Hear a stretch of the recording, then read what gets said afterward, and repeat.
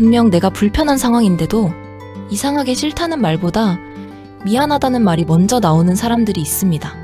부탁을 거절해야 하는 순간에도 내가 곤란한 상황에서도 먼저 죄송해요부터 꺼내게 됩니다. 사실 잘못한 건 없는데도 괜히 내가 분위기를 불편하게 만드는 것 같고 내가 상대를 실망시키는 것 같아서 먼저 사과하게 되는 거죠. 그리고 돌아서고 나면 또 생각합니다. 내가 왜 또 미안하다고 했지? 사실은 내가 힘들었던 건데 왜 자꾸 내 쪽에서 숙이고 나올까? 이런 사람들은 종종 자기가 너무 겁이 많은 건가? 거절을 못하는 성격인가? 너무 순하게만 살아온 건가? 이렇게 생각합니다. 하지만 꼭 그렇지만은 않습니다. 미안하다는 말이 먼저 나오는 건 단순히 표현이 서툴러서가 아니라 상대가 불편해할 가능성을 내가 먼저 책임지려는 배려의 마음이 익숙해져 있기 때문일 수 있습니다. 그러니까 이건 말버릇의 문제가 아니라 관계 안에서 불편함을 처리하는 오래된 방식일 수 있습니다.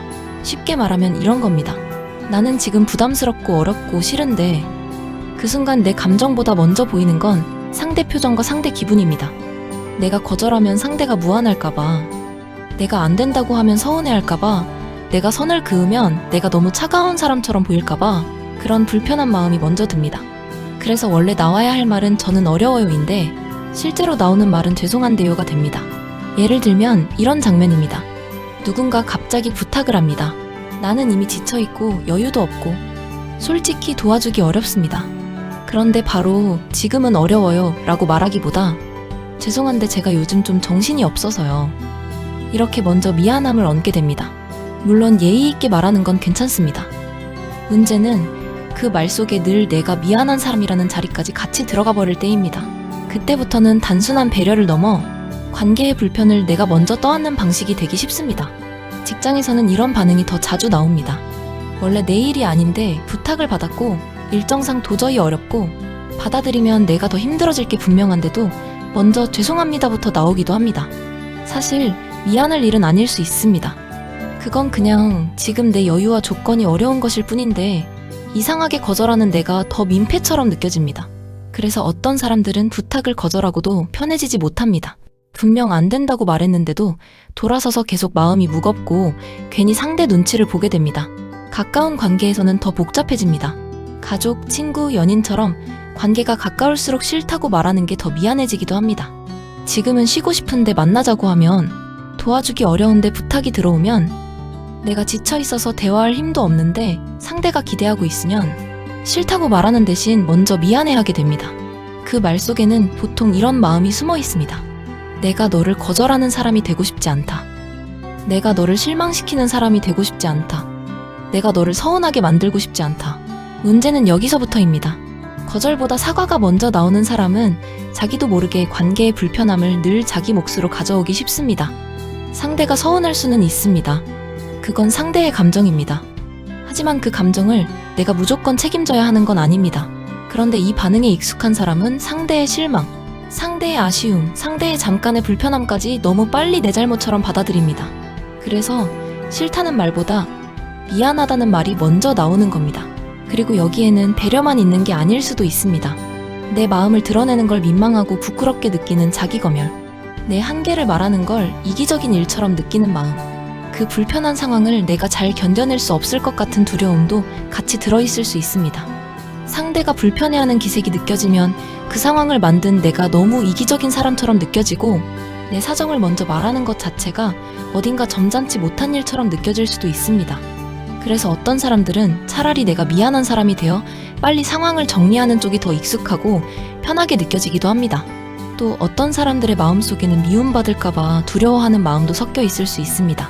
좋은 사람으로 보이고 싶은 마음, 좋은 사람으로 남고 싶은 인정 욕구, 그리고 무엇보다 좋은 사람으로 살고 싶다는 의지가 아주 강하게 작동하고 있을 수도 있습니다.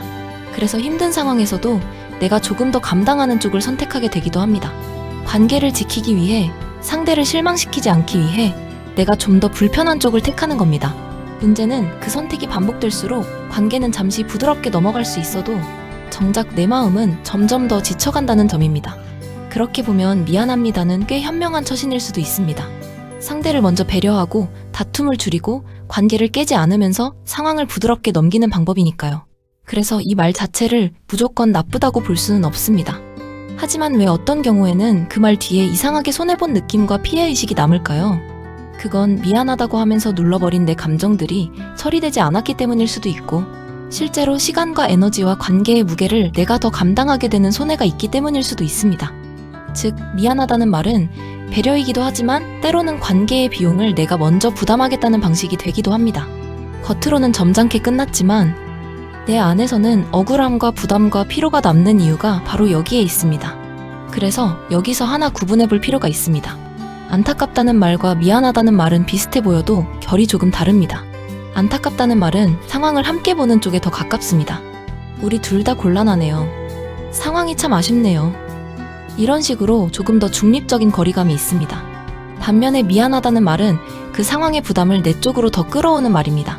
실제로 큰 잘못이 없어도 관계의 껄끄러움과 불편함을 내가 먼저 안겠다는 느낌이 들어갑니다. 그래서 어떤 사람에게는 무조건 미안하다고 말하기 전에 안타깝네요, 아쉽네요, 지금은 어렵네요 같은 표현을 먼저 익혀보는 것도 괜찮은 시작일 수 있습니다. 상황은 인정하되 책임까지 다 내가 떠안지 않게 도와주기 때문입니다. 이건 차갑게 말하자는 뜻이 아닙니다. 오히려 더 정확하게 말하자는 뜻에 가깝습니다. 상황이 곤란한 건 맞지만 그 곤란함 전체를 다 내가 잘못한 것처럼 받아들이지는 않는 것, 그게 중요합니다. 그러다 보면 조금씩 보이기 시작합니다. 상대가 실망할 수 있는 것과 내가 잘못한 것은 같은 말이 아닙니다. 상대가 아쉬워할 수는 있습니다. 그건 상대의 감정입니다. 하지만 내가 내 상황을 말한 것 자체가 잘못은 아닐 수 있습니다. 그래서 먼저 필요한 건 미안하다고 말하는 나를 탓하는 게 아닙니다. 아, 나는 불편한 상황에서조차 내 감정보다 상대 감정을 먼저 챙기는 데 익숙해져 있구나. 관계의 불편함을 너무 빨리 내 책임처럼 떠안는구나. 이걸 알아차리는 게 먼저입니다.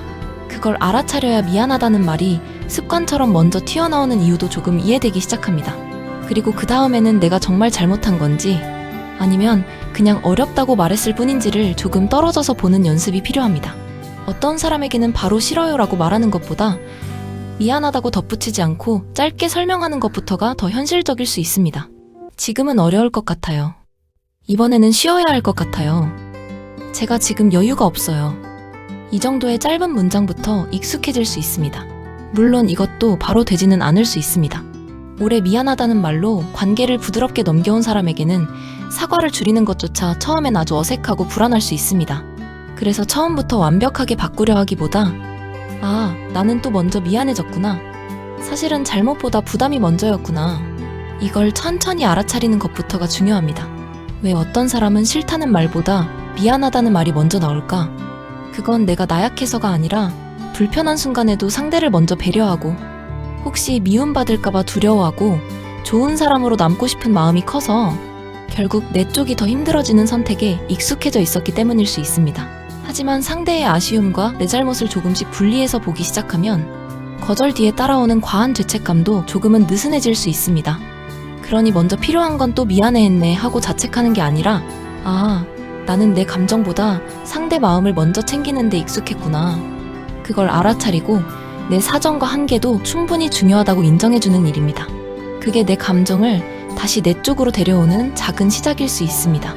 다음 이야기에서는 왜 어떤 사람은 괜찮지 않은데도 괜찮다고 말하게 되는지 그 반응의 구조를 같이 보겠습니다. 당신이 지치고 힘들 때 이곳에 편하게 들러 조금의 쉼과 여유를 가져가실 수 있도록 더 따뜻한 이야기를 준비하겠습니다. 마음에 남는 이야기였다면 구독과 좋아요로 함께 해주세요.